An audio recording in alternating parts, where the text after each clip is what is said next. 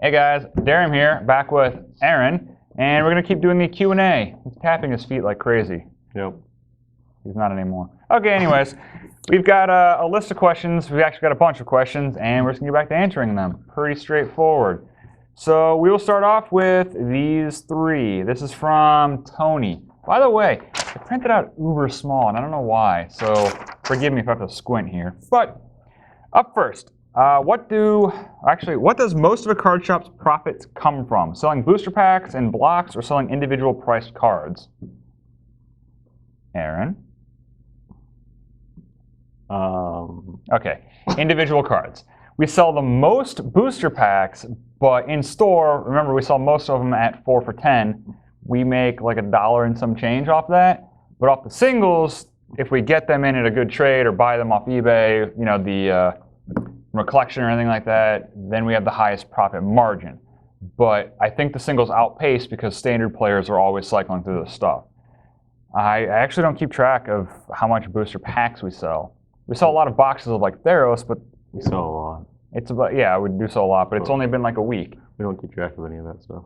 No, so I think the singles because it's the highest profit margin, and we sell a decent amount of them. The next question, which this is something we've wanted to tackle for a while because we have the hardest time explaining this to people and not sounding like assholes.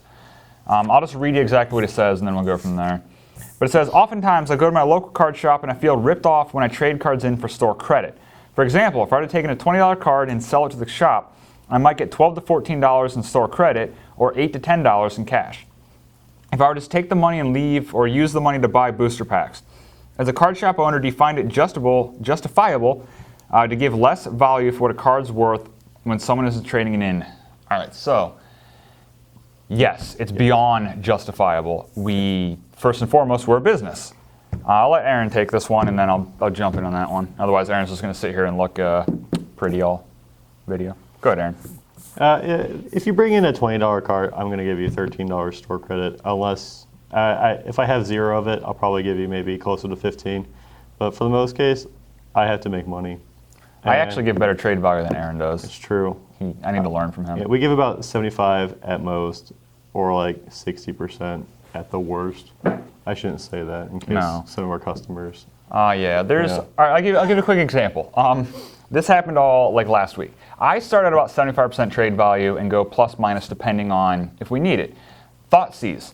We have way too many of them. And they're at $25, and I would tell people, you're going to get $10 in trade for this. We don't want it because we're selling them all on eBay, which he'll answer that in a second.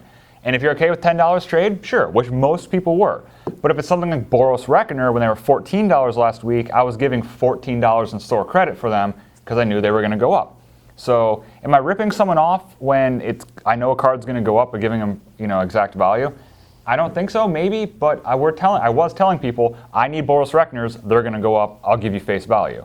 So that's what I do a lot when I spec on the cards, but I start at 75%, go plus minus, depending on how many we have and how many we want.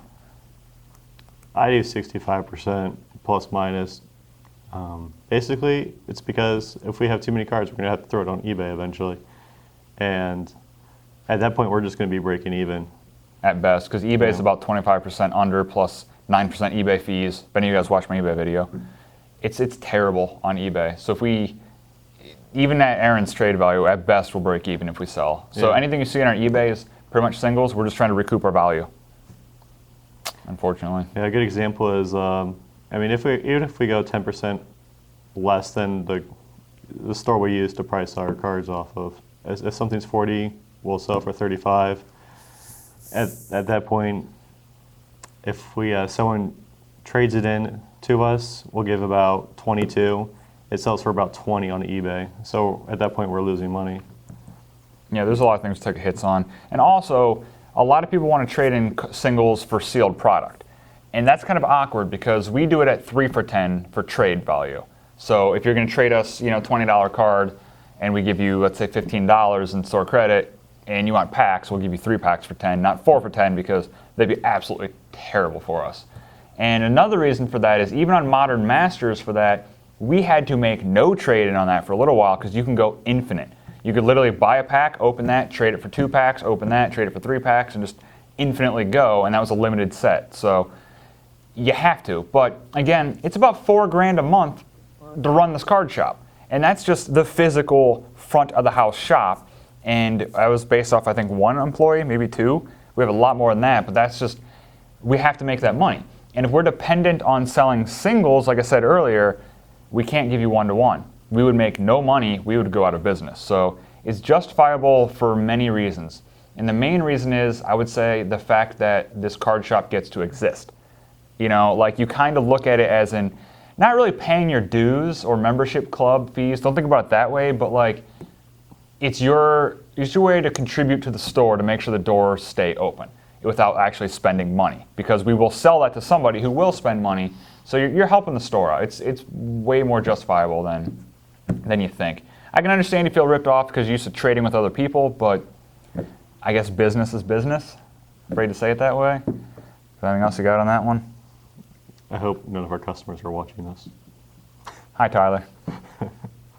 All right, the last one for this one is, I won't read the whole thing, it's kind of like a paragraph, but it's saying, like, Yu-Gi-Oh! What are our thoughts on it? Because Yu-Gi-Oh! Will have a very expensive card as like a rare, ultra rare, ghost rare, god rare, uber rare. I have no idea. Yu-Gi-Oh's Super duper elite rare. Yeah, exactly. I don't think that's real. No, it might be. Who knows? Jesus, Yu-Gi-Oh's insane. But it'll be worth, I don't know, approximately $1 trillion, and then all of a sudden, a couple sets later, it's a common, and just destroys the value. And they do a lot of things like that. Yu-Gi-Oh! Does, and they've always done that.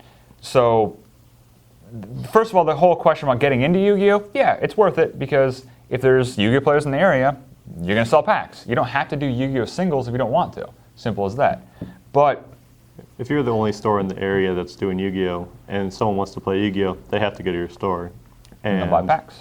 Yeah, they'll buy packs, they'll buy pop, they'll buy snacks, they'll buy sleeves, they'll buy accessories. That's where you're going to make most of your money, is just repeat customers buying, just coming in. As long as people are in the store, you're going to make money. Yeah, you don't have to worry about cracking everything for singles. If we carry a game, we carry singles, but you don't have to do it that way. We're actually like one of the very few shops that do that. We're only the ones I know in Northeastern Ohio that carry Pokemon singles. There might be someone else that's done it since, but regardless, and Pokemon does that too. You'll notice like Mewtwo came out at like $70, I think, not long ago. Darkrai, Rayquaza, and they're all like $70 cards, well, 50 to 70. And then when the tins come out, you can buy them for $15, and then you can buy the tin promos for like $4 or $5. That happens all the time. Pokemon's still a great game. I think the reason they do that is because it's a younger crowd. Little kids are the ones that play Yu-Gi-Oh! And Pokemon, and I don't think they want, you know, the $600 cards floating around there. That'd be bad for a game when no one's collecting it. People collect Magic. No one really collects Yu-Gi-Oh! Pokemon. They do, but it's very far and few between, and usually it's adults. So, what was the rest of this, though? I think it was just basically asking that and seeing if it was even worth it. So, and they're also talking about, I can't answer. There's like, they say they gut and they ban cards from winning decks. That I don't know. I don't know Yu-Gi-Oh! Very well. I haven't seen that really from Pokemon or Magic unless it's needed. I know that Yu-Gi-Oh! Did have a bunch of banned cards in it. I haven't been keeping up with Yu-Gi-Oh! Since it came out. Yeah, I can't answer that one specifically, but my guess with the Yu-Gi-Oh! And the Pokemon is it doesn't slay the wallets of the parents, is basically, I think, what it is. So they're more apt to allow their kid to keep doing it because your dollar goes farther. And plus, I mean, you don't want kids playing in tournaments and being like, well, I don't have $300, I can't win. That was actually, side note, was the final straw for World of Warcraft. Because in order to play the deck, any deck, you had to have, was it Edward Van Cleef? And it was like $1,200 for 4 of him. I don't want to spend $1,200 just for 4 cards. No, not a lot of people did. And if you didn't do that, you weren't as competitive. And that was when you watched the game is on and it's down, and all of a sudden that came out and straight down. But now I'm just talking up my ass. Anyway, anything you want to add, Aaron, about this one? I kind of did all the talking like normal. That's all right. As long as people are in your store, they're going to spend money. It's pretty good rule of thumb. Yeah.